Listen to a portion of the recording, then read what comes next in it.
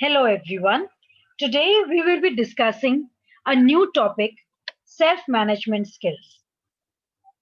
ये हमारे general employability skills का सेकेंड यूनिट है और इसके वीडियोस आपको अलग अलग टॉपिक के मैंने यूट्यूब पे डाल ही दिए हैं।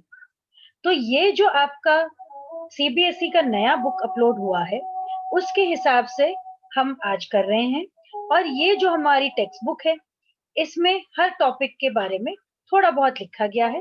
आइए एक ही वीडियो में हम इसको देख लें। तो सबसे पहले हम देख रहे हैं इंट्रोडक्शन। सेल्फ मैनेजमेंट होता क्या है?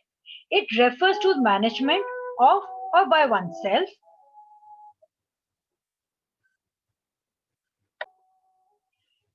taking of responsibility for one's own behavior and well-being.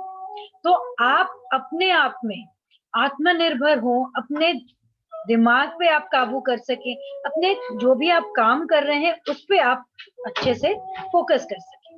So it also means managing yourself with the people and resources around you. It aims at conducting oneself for the greater good of the individual, family and the society.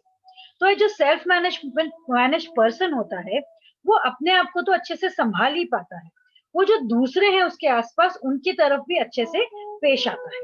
So self management सबको जरूरत होती है और हर जीवन के पड़ाव में इसकी जरूरत पड़ती है. तो सेल्फ मैनेज पर्सन एक पेड़ की तरह है जो अपना ख्याल तो रखता ही है और दूसरों को भी एक अच्छी कंफर्टेबल लाइफ लीड करने में हेल्प करता है. तो रीजंस क्या है, हम क्यों सेल्फ मैनेजमेंट को प्रमोट कर रहे हैं?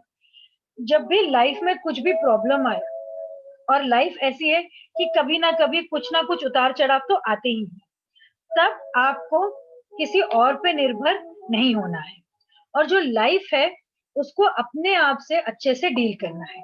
सेल्फ मैनेजमेंट जो है ये आपको सेल्फ कॉन्फिडेंस देता है, आप अपनी लाइफ को और अपने तरीके से उसको डील कर सके किसी भी प्रॉब्लम्स के साथ. और सेल्फ मैनेजमेंट आपको एक long term and sustainable mechanism देता है टू हैंडल पर्सनल. अगर आप सोचें तो आपको लिखना आता है, पढ़ना आता है, पर अगर कोई डांट दे तो आपको अंदर से इतना बुरा लगता है, आप उसको कैसे डील करते हैं? क्या आप जाके किसी से बात करते हैं या आप सोचते हैं कि मेरे को डांट पड़ी तो मुझे क्यों पड़ी, उसको मैं ठीक करूं? तो ये सब चीजें जो है सेल्फ मैनेजमेंट अगर हो, सेल्फ कॉन्फिडेंस हो, तभी आप इसे समझ पाते हैं. तो सेल्फ मैनेजमेंट जो है this is exhibited by our habits, manners, knowledge, intentions and our deeds. तो गुड हैबिट्स जैसे आप सुबह उठ के नहाते हैं, ब्रश करते हैं, अच्छा खाना खाते हैं, सही टाइम पे सोते हैं, सही टाइम पे उठते हैं, ये सब से आपकी सेहत अच्छी बनी रहती है. और आप अगर गुड मैनर्स आप में हो तो आप दूसरों से अच्छे से बात करें, प्यार से बात करें, दूसरों का हेल्प करें, be a good listener, respect करें, शेयर करें, प्लीज एंड थैंक यू बोले. तो ये सब गुड रिलेशंस दूसरों के साथ मेंटेन करने के लिए होता है. और अगर आप रिस्पॉन्सिबल होते हैं for knowledge acquisition and learning तो आप सेल्फ एस्टीम भी आपका बढ़ता है, आप अपने बारे में अच्छा सोचते हैं और आपका एक इंक्विजिटिव माइंडसेट होता है, आप दूसरों से पूछना शुरू करते हैं और गुड इंटेंशंस रहते हैं आपके to guide us to do the right things. तो ये आपको सही रास्ते पे चलाते हैं और हर सिचुएशन में सही रास्ता अपनाने को सिखाते हैं. तो सेल्फ मैनेजमेंट में हमारे habits, manners, knowledge, intention, deeds ये सारे ही आते हैं. तो गुड डीड जो है आप दूसरों की मदद करें तो ये 1000 शब्दों से भी ज्यादा दूसरों को फायदा करता है.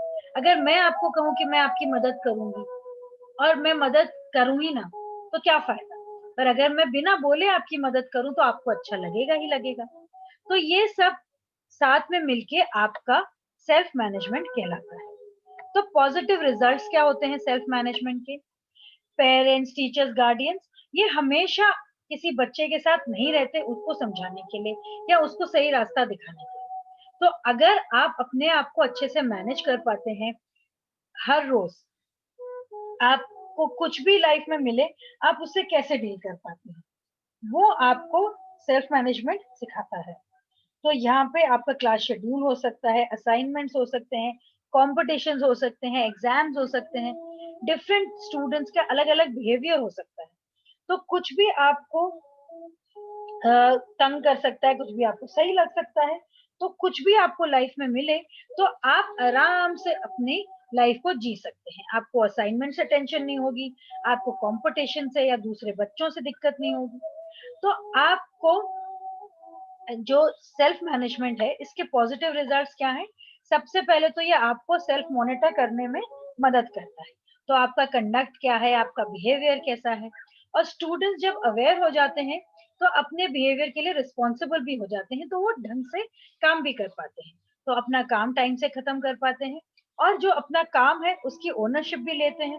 तो अगर मैंने काम किया है तो मैं उसको अच्छे से करती हूँ। ठीक है। और फिर आती है बात सेल्फ इवैल्यूएशन की।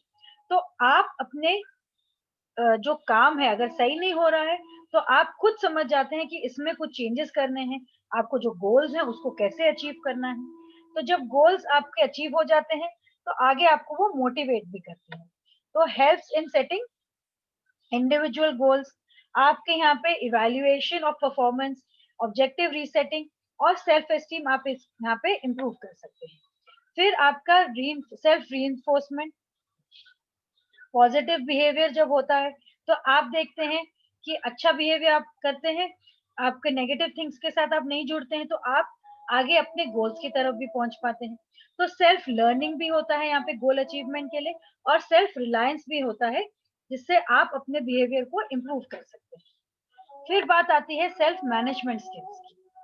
सेल्फ मैनेजमेंट स्किल्स में आपको सेल्फ कॉन्फिडेंस होना है, अपने काबिलियत पे, अपने पोटेंशियल पे, अपने हुनर पे आपको भरोसा होना।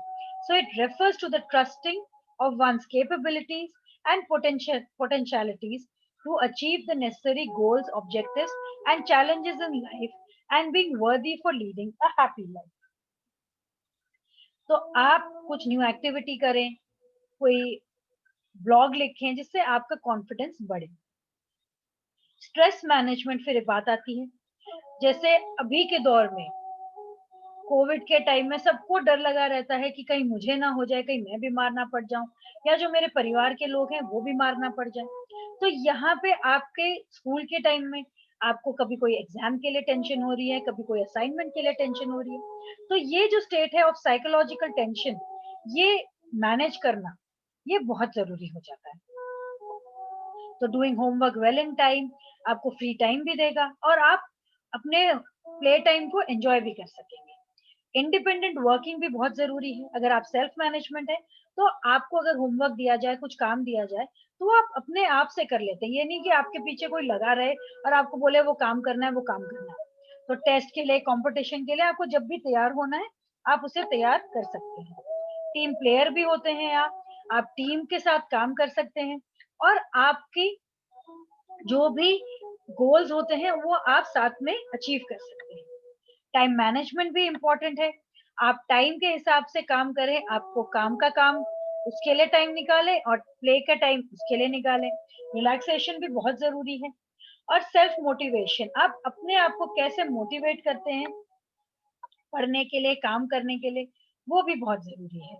और पर्सनालिटी मैनेजमेंट, जहाँ आप जनरली नीट एंड टाइडी कपड़े पहने, ग्रूम करें अपने आप को, अप्रोप्रिएट ड्रेसिंग करें, सही तरीके का verbal non verbal communication use करें, और आप स्कूल के लिए तैयार हो तो अच्छे से, फ्रेंड्स की जगह घर जा रहे हो तो भी अच्छे से, और कोई प्लेग्राउंड में खेलने जाए तो भी अच्छे से तैयार हो। फिर बात आ रही है हमारे सेल्फ कॉन्फिडेंस की। अपने अंदर बिलीफ होना है, इंडिविजुअल को अपने जजमेंट पे बिलीफ होना है, कैपेबिलिटीज एंड वर्दीनेस, ये होता है हमारा सेल्फ कॉन्फिडेंस। तो फैक्टर्स क्या होते हैं सेल्फ कॉन्फिडेंस बिल्ड करने के? एक तो है सोशल, आप अपने फैमिली से, सोशल एनवायरनमेंट से आप इंटरेक्ट करते हैं, तो सब आपको, आप कैसे बात करते हैं उनके एक्सपीरियंसेस के साथ आप अच्छे से डील कर पाते हैं। फिर आपका आता है कल्चरल। तो आपके कल्चरल फैक्टर्स बहुत मायने रखते हैं, आप सेल्फ कॉन्फिडेंस कैसे रखते हैं। तो इंडियंस जो हैं वो एक फिलॉसफी में बिलीव करते हैं, वासुदेव कुटुंबकम, मतलब पूरा परिवार जो है वो, पूरी दुनिया में जो भी लोग हैं वो सब मेरे परिवार के हैं। तो ऐसे में आप किसी को अपने से नीचा नहीं देखते, किसी को अपने से ऊपर नहीं देखते। तो यहाँ पे आपके अलग-अलग कल्चरल एक्टिविटीज होते हैं, आप अलग-अलग फेस्टिवल्स मनाते हैं, अलग-अलग बिलीव्स होते हैं आपके, इनसे भी आपका सेल्फ कॉन्फिडेंस बढ़ता है। फिर फिजिकल, अगर आप फिजिकली एक्टिव हो तो उससे भी आपका सेल्फ कॉन्फिडेंस बढ़ता है। आपको लगता है कि आप में वो शक्ति है कि आप वो काम कर सकें। तो सोशल फिजिक एंजाइटी, अगर आपको लगता है कि मैं पतली हूँ या मोटी हूँ या आप देखने में अच्छे नहीं है, तो इससे आपका सेल्फ कॉन्फिडेंस बहुत इफेक्ट होता है।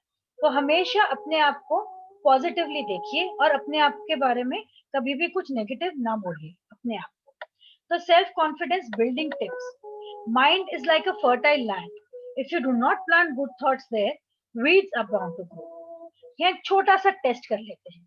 आप लोग आंखें बंद कीजिए और जो मैं कह रही हूँ उसको ध्यान से सुनिए। आंखें बंद है ना आप सबकी? अब मैं कह रही हूँ आपको, कुछ भी कीजिए पर बंदर के बारे में मत सोचिए। Do not think about a monkey.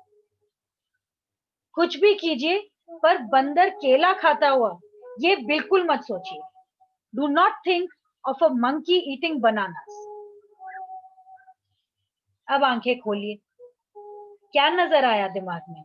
बंदर नजर आया ना? बंदर केला खाता हुआ। तो सोचिए दिमाग पे जो आप बोले नहीं करना है वो आपके दिमाग में कितनी जल्दी आया। आपने ये सोचा जो मैंने कहा आप वो नहीं करो, आपने तो वही किया जो मैंने कहा नहीं करो। तो mind is like a fertile land. अगर आप अच्छे थॉट्स वहां नहीं डालेंगे तो वीड्स वहां पे उगेंगे ही उगेंगे, जो कहते हैं आपकी अच्छी फसल नहीं उगेगी। तो नेगेटिव थॉट से आप दूर रहिए, एक पीसफुल पॉजिटिव माइंड रखिए और नेगेटिव थॉट से भी आप दूर रहिए। तो जब भी आपको कुछ भी लगे दिमाग में अच्छी ख्यालात नहीं आ रहे, तो आप वॉक कीजिए, ड्रॉ कीजिए, सिंग, डांस, चैट कीजिए किसी के साथ, वॉच कीजिए कुछ अच्छा प्रोग्राम, रीड कीजिए, बातें कीजिए। फिर जब हम बात कर रहे हैं थिंकिंग पॉजिटिवली, पॉजिटिव थिंकिंग से आपका ब्रेन जो है वो पीसफुल होता है, प्रोडक्टिविटी भी बढ़ती है, परफॉर्मेंस भी बढ़ती है। जब आप पॉजिटिवली सोचते हैं तो आप अच्छा सोचते हैं और अंदर से आप खुश होते हैं, तो आप सेल्फ कॉन्फिडेंस हो भी जाते हैं। फिर छोटी छोटी चीजों के बारे में खुश रहिए, हर एक ब्लेसिंग के साथ खुश रहिए। आप दुनिया में आपकी तरफ जो लोग हैं उनकी तरफ थैंकफुल रहिए, दुनिया की तरफ थैंकफुल रहिए।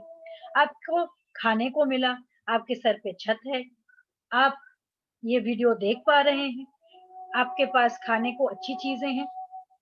ये सब छोटी छोटी चीजें हैं, उन सब से खुश रहिए। आपके परिवार में आपको लोग प्यार करते हैं, आपके सारे परिवार के लोग स्वस्थ हैं। ये सब चीजों के बारे में अगर आप खुश हैं तो आपको फीलिंग भी अच्छी है। अपने लिए साफ रखिए, अपने बाल, दांत, उंगलियां, बॉडी से इन सबको क्लीन रखेंगे तो आपको कॉन्फिडेंस भी आएगा। पॉजिटिव लोगों के साथ रहिए। हर लोगों को कोई ना कोई दिक्कत कभी ना कभी तो आती ही है। तो अगर आप पॉजिटिवली इनको हैंडल कर रहे हैं, उन लोगों के साथ आप बात कीजिए, उन्होंने कैसे उसके साथ डील किया, तो आप भी बहुत पॉजिटिव हो जाते हैं। तो यहाँ पे अपने स्ट्रेंथ्स एंड वीकनेसेस के बारे में एनालिसिस कीजिए और इससे आप अपने सेल्फ कॉन्फिडेंस के लिए आप क्या अपने आप से कह सकते हैं। अपने आप को थपथपी दीजिए सुबह उठने के टाइम और सोने से पहले। लोगों की मदद कीजिए और अपने एक दिन के बारे में सोचिए जहाँ मदर, पेरेंट्स या टीचर्स मेरे बारे में प्राउड थे, या एक बहुत अच्छा दिन जो आपकी जिंदगी में गुजरा। तो इससे आप सेल्फ कॉन्फिडेंट हो जाते हैं। तो इसके साथ ही आपका ये सेशन भी खत्म होता है। हमने मैनेजिंग सेल्फ की बात करी, सोशल, कल्चरल, फिजिकल जो फैक्टर्स हैं उनकी बात करी, हमने बात करी सेल्फ कॉन्फिडेंस के लिए हमें क्या करना है और सेल्फ मॉनिटरिंग हमें क्या करना है। तो इसके साथ ही हमारा ये सेशन, ये यूनिट भी खत्म होता है। इस टॉपिक पे हमारे जो भी वीडियोस हैं, अलग अलग वीडियोस हैं, वो मैं शेयर करती रहूंगी, वो जरूर देखिएगा। उससे आपको ये टॉपिक जो हमने शॉर्ट में किया है अच्छे से समझ आ जाए।